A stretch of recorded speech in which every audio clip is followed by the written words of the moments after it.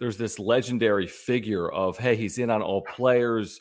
Never count the Padres out because of Preller. Don't count the Padres out because of Peter Seidler's ability to spend. You heard it tonight with Buster Olney on this broadcast tonight. Basically said the Mets and the Padres have a chance to be the two most active teams in terms of taking big swings at the deadline. But we heard that last year as well, and they missed out on Scherzer, and they talked about that taking the steam out of the sails of the Padres in 2021. When you read things like this in The Athletic tonight from Ken Rosenthal, baby.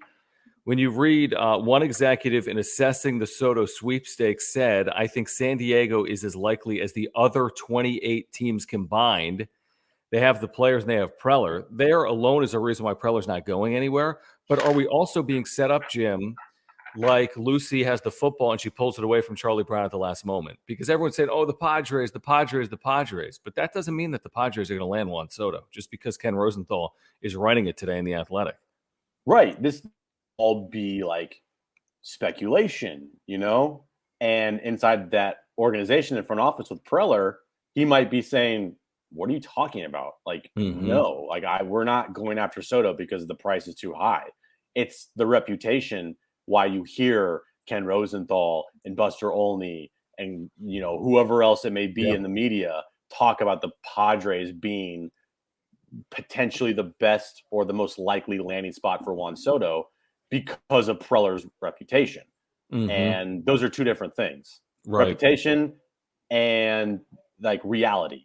So we gotta know, like, is the rep that Ken Rosenthal is talking about, is that closer to the reality, or is it closer to just the, fictional character that people make Preller to be, which is this guy that just wields and deals at will, you know what I mean? So we'll find out if it's closer to fiction or if it's closer to reality come the trade deadline. No, you're right. I mean, this week, I would say this is the biggest week of the season so far for the Padres because there's no better week to improve your roster than right now. Yeah, you'll get Tatis and Pomerantz, and those could be huge additions, specifically Tatis, and there's others as well. But if you really want to change this thing over, give some momentum to this team, this is the week to do it. I mean, August 2nd is 8 days away, something like that, 8 or 9 days. You have a week to do this. So let's see if they can transform this roster over the next week. Alex, thank you for the super. Thank you guys for the supers. Great way to support the channel. You can click that $ down below. If you're a Padres fan, you have to subscribe. That's all we ask. Please hit that subscribe button. You can follow us on Twitter at John Schaefer, at Jim Russell SD.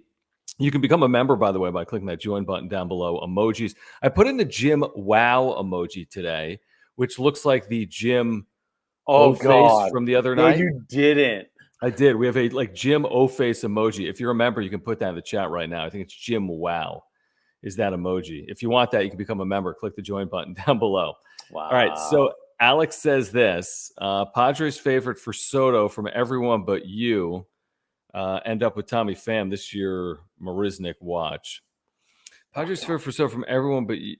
Right, no, but you end up with gotcha. Yeah, but you end up Padres favorite from Soto from everyone, but you end up with Tommy Pham. I mean, what do you think? I mean, we've been saying, Alex, you're right. There's no guarantee here.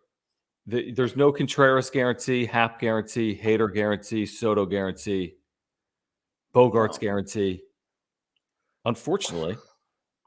I mean, Xander Bogaerts would be a nice, like, what? Right. Ohtani guarantee. I mean, listen, this time of year, you see everything. I read the Ken Rosenthal article. They're talking about Trout and Ohtani at the top of the article. I mean, we're just throwing out everyone. And I get it. They're 15 games under 500. There's no indication to think the Angels are trading Mike Trout.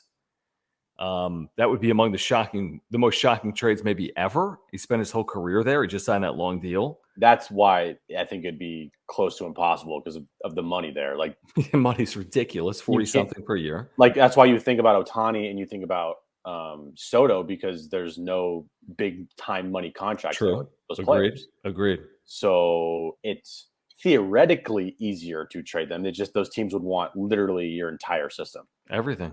Yeah. So, Alex, you're right.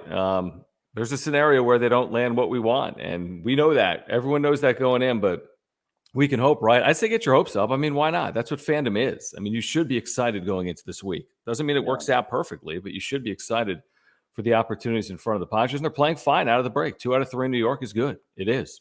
And they pitched took really 2 well. out of 3 on the way in, right? Against, was it Arizona? They took 2 out of 3?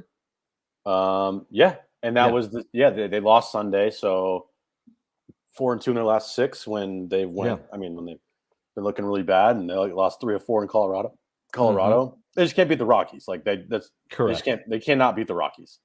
And you face the Rockies for 5 during the trade deadline week. Right. Just go beat the Tigers here for 3. I mean, 2 out of 3. Win this series on the road. Yeah, just go. You can't lose this series to the Tigers. Come on. No, it's weird though. They're going to get in at like 3 a.m. and did you know the weird little fact about playing the Tigers this week in Detroit? Sure. I think they haven't done it in forever. It's maybe their second trip to Detroit ever other than the World Series, I want to say. And they've never won a game in Detroit. So they were swept in one other series and they lost the games in the World Series, you're saying, in 84? Yep. That's crazy. I mean, that's weird. They've like never met, but they did meet in the World Series. It's so bizarre. Yeah, 84.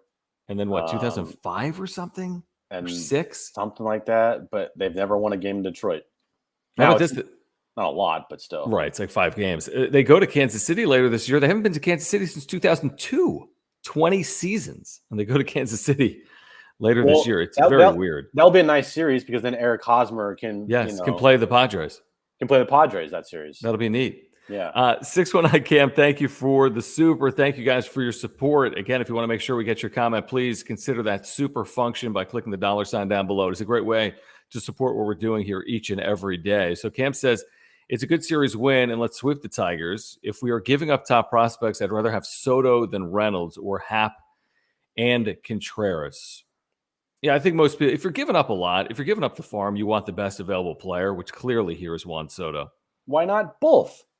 Right. That's what Kevin Acee told us this week. He didn't say they're going to get both. He said he believes, in his own opinion, Kevin doesn't like when, his stuff gets aggravated wrong.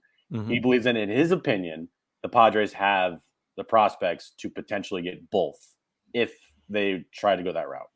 So that would be like what? Campusano and maybe a major league catcher right now to the Cubs for a player like Contreras. And then obviously you can't use Campusano in a deal for Soto, but you still have the Abrams and the Gores and the Hassels to potentially package together for Juan Soto. Which is like everybody. Right. Now, again, how do the Nats value the Padres' top prospects? Nobody really knows. That's the big $1 million question, is if the Nationals don't view – now, it's the weird thing, though, because, you hear the reports. They want major league talent.